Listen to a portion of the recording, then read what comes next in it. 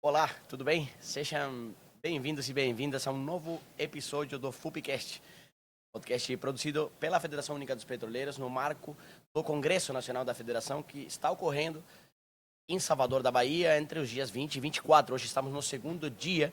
Ontem foi o primeiro dia de atividades, onde teve a mudança na coordenação geral da FUP. Esse foi o assunto do nosso podcast de ontem, que vocês podem ver no YouTube da FUP.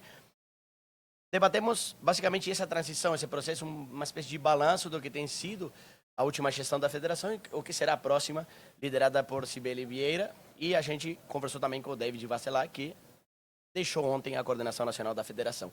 Hoje vamos debater o mundo e para isso estou aqui com a Mônica Brugman, que é cientista política e que é professora da Universidade Federal do Rio de Janeiro, UFRJ, e com a Luciana Álvares, que é diretora técnica do Instituto de Estudos Estratégicos de Petróleo, Gás Natural e Biocombustíveis, o INEP. Vamos lá? Vamos. Bora. Sejam bem-vindas. Olá. A primeira pergunta é para a Mônica. Mônica, que mundo é esse? Guerras, genocídios, violência imperial escancarada, governança global quase colapsada ou colapsada. Como você definiria o momento atual? É um momento de muita crise, né? Uma crise econômica fortíssima, uma crise que nós poderíamos dizer, em grande medida, que é uma crise civilizatória. E quando eu falo de crise civilizatória, falo sobretudo da civilização ocidental e a sua capacidade para organizar a economia mundial, o comércio mundial, mas também o imaginário, a questão cultural, os aspectos políticos. E essa é uma situação bastante complexa. Ao longo do capitalismo histórico, capitalismo global, a gente tem visto ciclos de crises muito profundas. Se a gente, por exemplo, pensa esse longo período de 1870 a 2020, nesse período a gente teve 13 grandes crises. E a mais importante, a segunda mais importante, foi a crise de 2020, né? Que desabrochou-se com uma pandemia, mas que atingiu todas as áreas da vida econômica, política e social mundial. E esses momentos de crise têm justamente essas características. Está surgindo um novo centro que vai organizar a economia mundial e o que a gente vê é um declínio de uma hegemonia, no caso a hegemonia dos Estados Unidos, mas junto com os Estados Unidos também a hegemonia ocidental. Então, nós estamos assistindo uma profunda reconfiguração do sistema mundial, sistema como um todo, na sua dimensão econômica, política, científica, tecnológica, e o que a gente vê é que todas as grandes capacidades de produção industrial, de inovação, de ciência, tecnologia e de propor novos mecanismos de governança global, porque você está certo, a governança global está em crise, mas é a governança pós-segunda Guerra. Está surgindo uma nova governança global a partir da China, dos países asiáticos, dos BRICS, que estão propondo uma transformação radical no sistema financeiro, no sistema econômico, comercial e na governança mundial. Então, esses momentos de crise são muito interessantes porque a gente vê que todos os instrumentos dos mais violentos, como a guerra convencional, a guerra não convencional, entram em tensão para garantir a hegemonia do país que está em declínio e abre passo a uma nova reconfiguração com o que eu acredito nesse momento, uma hegemonia multipolar, né? Uma hegemonia dividida entre várias potências do sul, potências emergentes. Nesse sentido, Luciana, nesse contexto, a energia ela tem um papel fundamental e ela é objeto de disputa no mundo inteiro. Qual é esse papel? Olá, queria primeiro cumprimentar a Mônica e a ti, Marcelo, dizer que é um prazer para nós participar desse congresso 30º Confúp.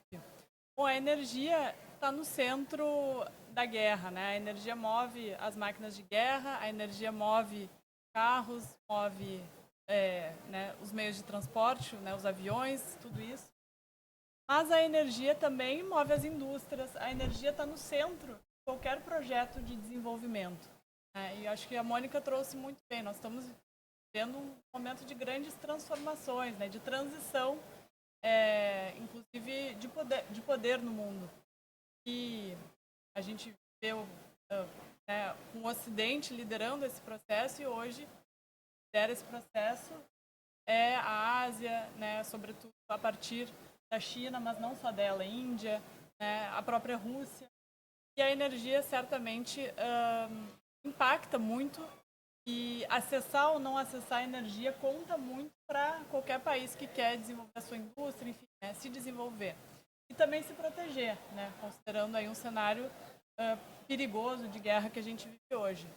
Então, acho que esse é o papel central que tem a energia. E, como a Mônica trouxe, né, os Estados Unidos hoje como uma potência em que está havendo uma perda relativa da sua hegemonia, coloca com muita tranquilidade, com muita clareza na sua própria estratégia nacional de segurança, que foi lançado no final do ano passado, em dezembro ou em novembro de 2025, e fará de tudo para que os seus concorrentes, ou seja, essas nações aspirantes a ter um papel mais importante no sistema internacional, como é o caso da China, como é o caso da Rússia, mas fará de tudo para que os seus concorrentes não tenham o acesso à energia. Então, é sobre como acessar a energia e como não deixar que seus concorrentes acessem a energia. Então, está no centro desse cenário de guerra, né, de disputas internacionais, de disputa, inclusive, da hegemonia internacional.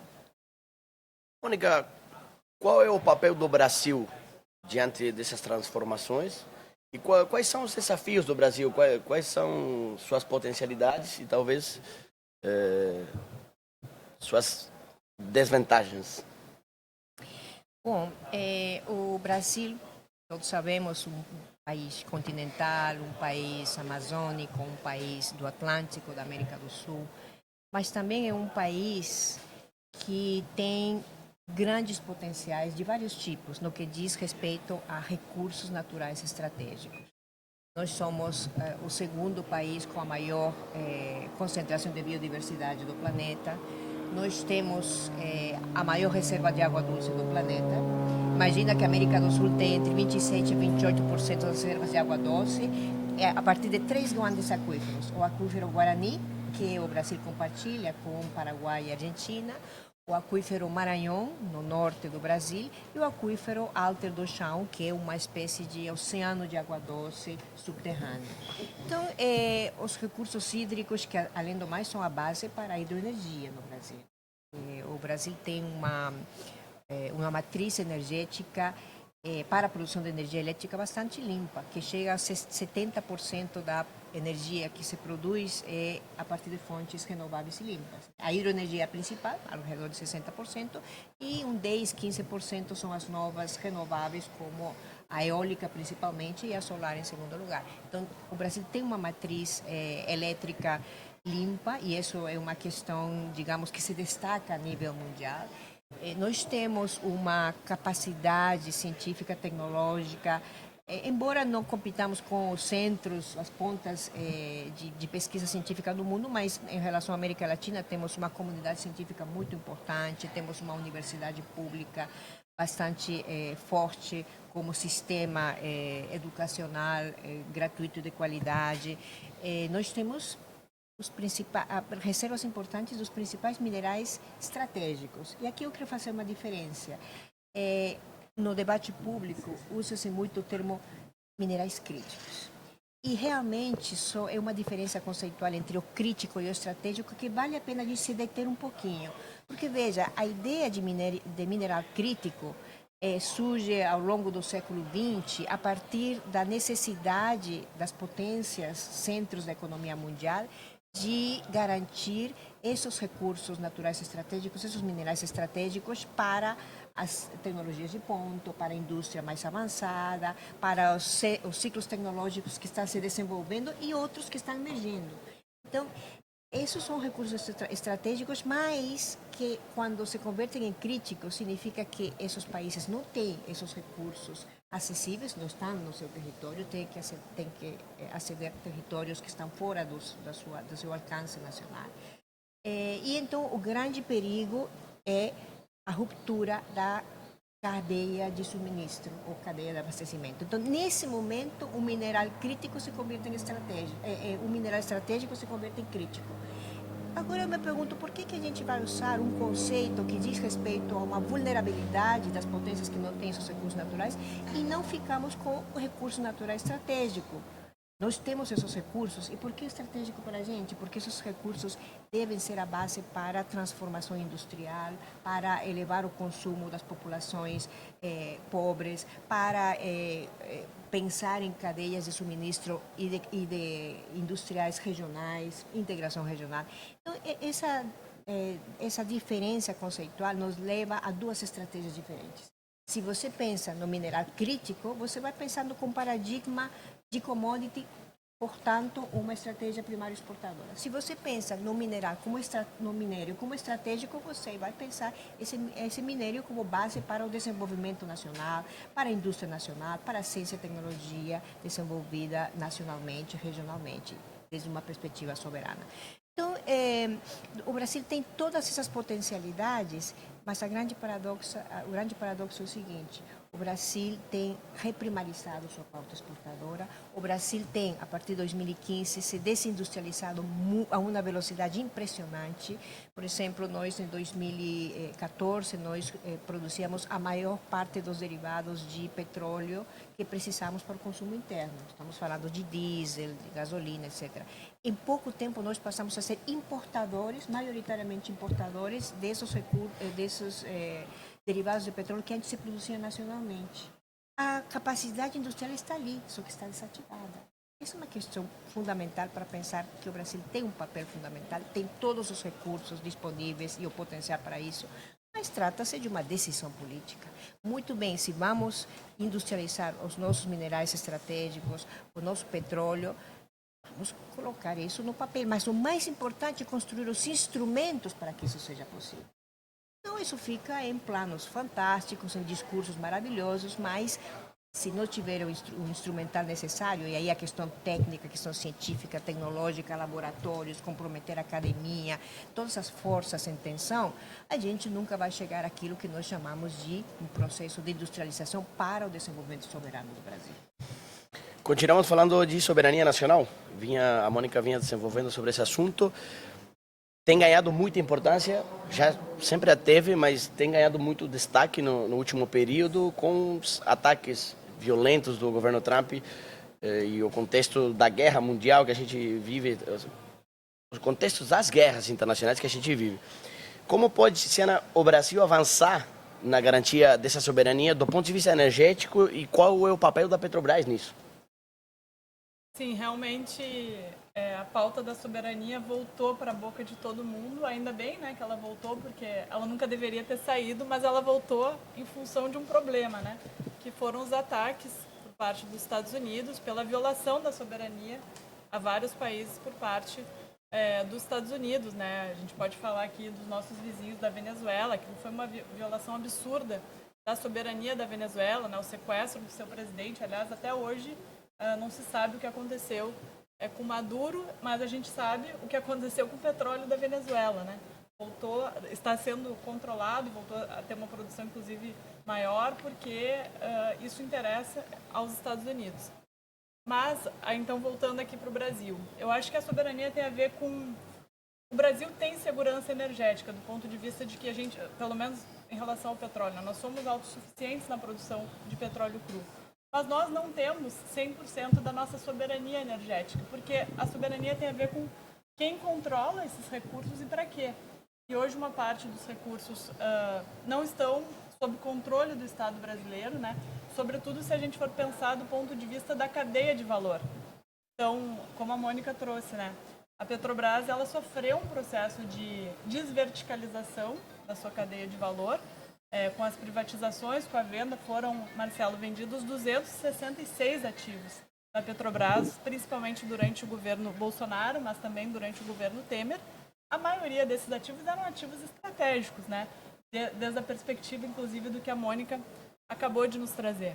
Então, ter a soberania sobre os recursos energéticos brasileiros é dar ao Brasil a capacidade de internalizar a produção dos seus bens e insumos essenciais para o desenvolvimento nacional. No caso energético, é dar ao Brasil a capacidade de produzir tudo aquilo que pode ser produzido, né, da cadeia de valor, ou seja, reverticalizar a Petrobras ou, enfim, outra estatal, né, por exemplo, no caso da BR Distribuidora, na cláusula de venda da BR Distribuidora, estava dizendo que a Petrobras não poderia recomprar por pelo menos 10 anos. Então, é uma aberração total. Então, até 29, entre aspas, estamos proibidos de ter a soberania sobre a distribuição dos combustíveis no Brasil. E agora, olha o impacto disso agora no cenário de guerra, né?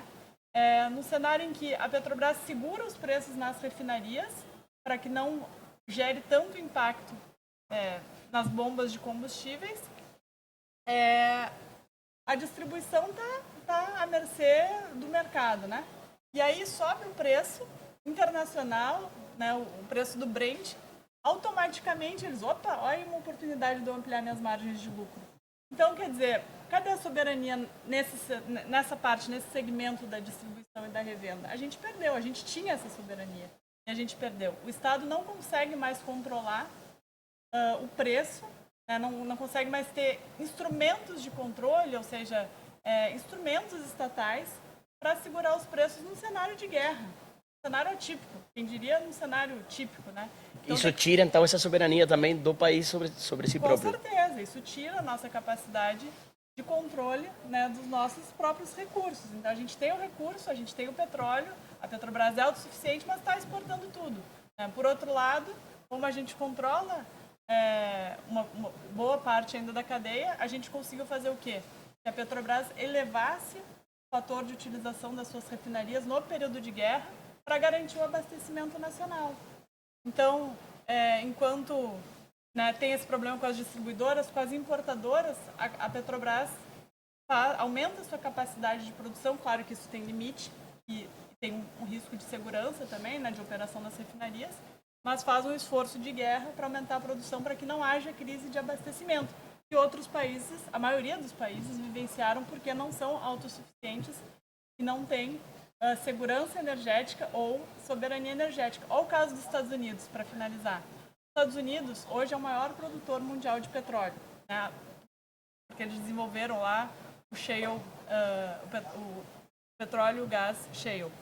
Só que eles são grandes importadores de combustíveis. Eles exportam quase todo o petróleo que eles produzem cru e importam combustíveis. E eles não têm controle sobre toda a cadeia de valor também. Então, eles não conseguem controlar o preço nas bombas de combustíveis no cenário de guerra.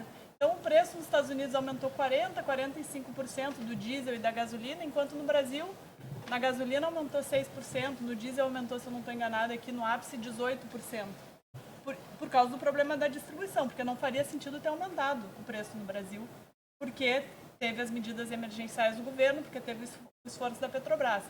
Mas a saída de longo prazo, sem dúvida nenhuma, é internalizar a produção, o Brasil ser capaz de abastecer 100% da sua própria cadeia de valor, ou seja, internalizar a produção de bens e insumos essenciais ao desenvolvimento. E a energia, como eu falei, é um desses bens, talvez um dos principais bens e insumos essenciais ao desenvolvimento. E a Mônica trouxe aqui, né? O Brasil tem condições de fazer isso. Então eu concordo, estou 100% de acordo com ela.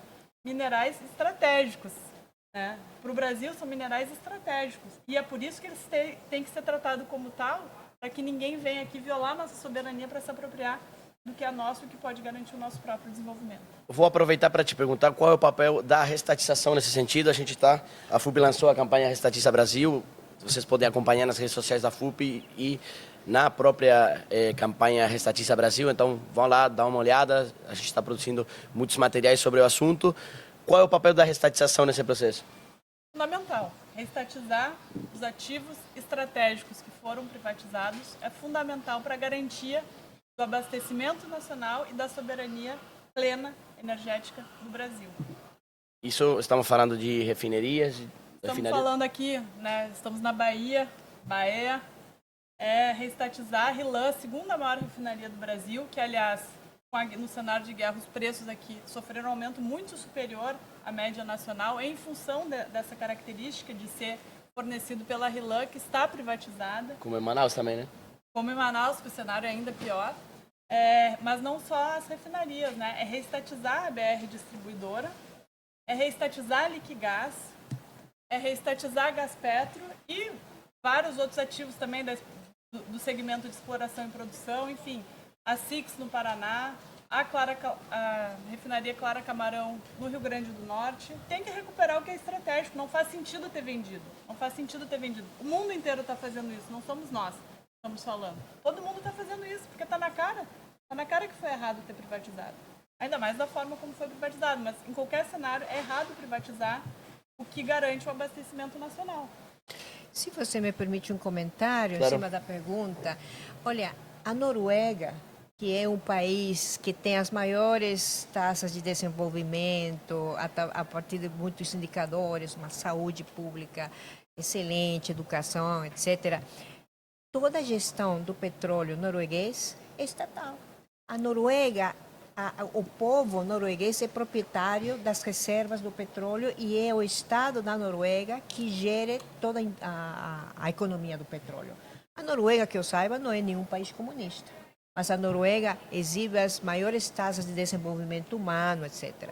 Então, eu acho que é uma questão fundamental de soberania, mas principalmente de pensar uma estratégia de desenvolvimento nacional a partir dos interesses da nação. E não nos interesses das transnacionais que operam no setor petróleo, que operam no setor mineração, e que, como nós sabemos, todo o processo de primarização, reprimarização ou primarização das economias só tem trazido grande desgaste econômico, só tem trazido miséria e pobreza nas regiões onde operam. Isso com a mineração é assim, uma correlação direta, onde chegam as grandes mineradoras, além de uma poluição exponencial de recursos hídricos, de terras, etc., se gera uma expulsão de populações que, em geral, são camponesas, indígenas, na região andina, por exemplo, que é a região de concentração de grandes reservas de minerais. Então, é um processo assim, de expulsão dos territórios, de acabar com as condições de reprodução da vida, de modo geral, e a vida dessas comunidades. Isso é o que, na América Latina, tem gerado esses processos de sobreexploração e sobreexploração de recursos naturais estratégicos que não tem nada a ver com os interesses nacionais. Vou aproveitar o gancho, a gente já está se encaminhando para o final, mas vou te fazer uma última pergunta, Mônica. Você falou da América Latina, a gente tem visto recentes ofensivas, como a gente estava comentando também anteriormente, ofensivas imperialistas contra diversos países, no caso de Cuba, Venezuela, no caso de Cuba sofrendo um bloqueio, uma asfixia muito forte nesse exato momento. E por outro lado, sopram ventos de ultradireitistas na região. Tem ganhado diversas eleições em diversos países e estão sobrando poucos governos progressistas ou de esquerda, com uma eleição, por suposto, no Brasil muito importante que vai ter em outubro. Como você analisa esse momento e quais podem ser os caminhos para reverter esse cenário? Olha, esses momentos de surgimento das ultradireitas, do fascismo, na história do século XX, o século XXI, estão muito relacionados a momentos de grande crise. O primeiro momento do fascismo na Europa foi exatamente no contexto da Primeira Guerra Mundial. O segundo momento de grande avanço do fascismo foi no contexto da Segunda Guerra Mundial. Então, por isso que nos surpreende que num momento de gravíssima crise do capitalismo mundial, do capitalismo ocidental, digamos assim, para ser mais precisos, surgem posturas de extrema-direita, posturas que reivindicam os valores do fascismo, digamos, mais tradicional do século XX. Então, a primeira coisa é que não é um fenômeno novo, é um fenômeno que a gente tem visto recorrentemente nos últimos 126 anos de história, 100 anos de história. Em segundo lugar, nós podemos ver também na história como é que, apesar de que o fascismo, as ultradireitas são capazes de mobilizar grandes massas, são capazes de fazê-lo a partir, hoje em dia, e isso é uma novidade, de uma política altamente sofisticada de desinformação, uma política altamente sofisticada de construir um imaginário que se impõe ideologicamente, e aí é uma operação muito interessante, né? Porque aí opera a questão da ideologia como falsa consciência. Então, eu, trabalhador, eu vou votar pela reforma da Previdência, sabendo que isso vai me afetar, mas porque algum imaginário construído muito sofisticadamente, divulgado a partir das redes, etc., me dizem que é o melhor para o país. Quer dizer, eu estou indo contra os meus próprios direitos a partir de uma construção ideológica de que isso faz bem para o país. Então, esse tipo de situações que se produziram, por exemplo, na Argentina. Na Argentina, quando os argentinos, principalmente os jovens que não viveram a ditadura, elegem o Milei, elegem porque eles querem liberdade. Aquela manchete, a liberdade é uma coisa muito bonita, muito importante, mas a liberdade, como dizia o Losurdo quando ele fala da guerra civil nos Estados Unidos, um escravista do Sul diz o seguinte: por fim recuperamos a liberdade de ter os nossos próprios escravos. É esse tipo de liberdade, né? Então, é uma apropriação desses aspectos para mobilizar a grandes setores da população a partir de sentimentos e emoções que não têm nada a ver com a dinâmica real dos interesses de classe. E o que a gente tem que fazer? Voltar a fazer visível esses interesses de classe que estão nessa disputa. Então, a liberdade de quem? A liberdade da nova elite ligada a Milei de colocar em prática um projeto ultra neoliberal para enriquecer um pequeníssimo grupo argentino às costas da classe média. A classe média na Argentina é muito importante, é um país que tem uma classe média maioritária, inclusive. Então, qual é o limite dessas políticas? O limite é realmente econômico. Quando as pessoas começam a perceber, de fato, quando você passa desse momento de apoio ideológico para um fato concreto, eu estou vivendo na miséria, na pobreza, isso aqui é insustentável. Então, esses projetos se desmoronam. E isso que está acontecendo na Argentina. Se você vê agora a popularidade de Milei, tem caído muitíssimo. Exatamente porque os efeitos dessa política neoliberal que ele colocou em prática, agora as pessoas estão sentindo na pele. O que diz ele? Não, mas é um problema do governo anterior. Claro, busca uma saída política. Mas o que a gente pode fazer? Eu acho que é fundamental voltar à realidade. Essa realidade real e não a realidade imaginária que se cria ideologicamente. Eu acho que nós, na universidade, a academia crítica, a universidade pública ou privada, todo o sistema educacional, vocês aqui nos sindicatos, os movimentos populares, temos esse dever de fazer a realidade real visível perante uma política muito bem articulada, muito sofisticada de distorção da realidade desde uma perspectiva ideológica da falsa consciência. Chegamos ao final. Muito obrigado a vocês por compartilhar esse espaço com a gente.